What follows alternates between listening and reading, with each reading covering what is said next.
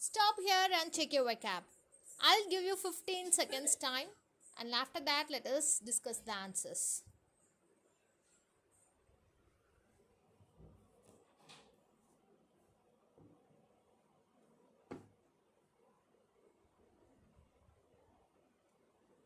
Five more seconds. Okay, time is up.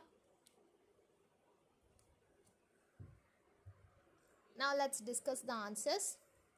Emphatic அப்படினா என்னன்னா ஒரு விஷயத்தை சொல்லும்போது ரொம்ப கிளியராகவும் ஃபோர்ஸ்ஃபுல்லாகவும் நம்ம சொன்னோம் அப்படின்னா அதை தான் வந்து எம்ஃபேட்டிக் அப்படின்னு சொல்லுவோம்.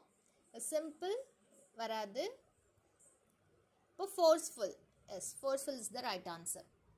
கேயாஸ் அப்படின்னா என்னென்னா ஒரு கன்ஃபியூஸ்டு ஸ்டேட் ஆஃப் மைண்ட் இருக்கும் இல்லையா, அதுதான் வந்து கேயாஸ்ட் அப்படின்னு சொல்லுவோம். இப்போ கிளியர் வராது. Confusion. Yes, confusion is a right answer. Vandalise அப்படின்னா என்னென்னா டேமேஜ் சம்திங், ஒரு அடித்து நொறுக்குறாங்க இல்லையா, அதுதான் வந்து டெமாலிஷ், அதெல்லாம் வந்து வேண்டலைஸ் உடைய அர்த்தம். அப்போ damage is our right answer. Despair அப்படின்னா கம்ப்ளீட் லாஸ் ஆஃப் ஹோப், ரொம்ப சோகமாக ஒரு ஹோப்பே இல்லாமல் ரொம்ப சோகமாக வருத்தத்தில் இருந்தாங்கன்னா அதை தான் வந்து டெஸ்பேர் அப்படின்னு சொல்லுவோம். ஸோ ஹாப்பி கிடையாது, இன்டெலிஜென்ஸ் கிடையாது. Yes, distress.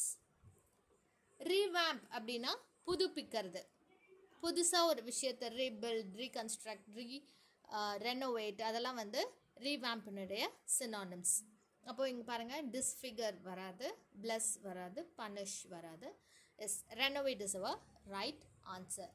So how many of you get 5 on 5?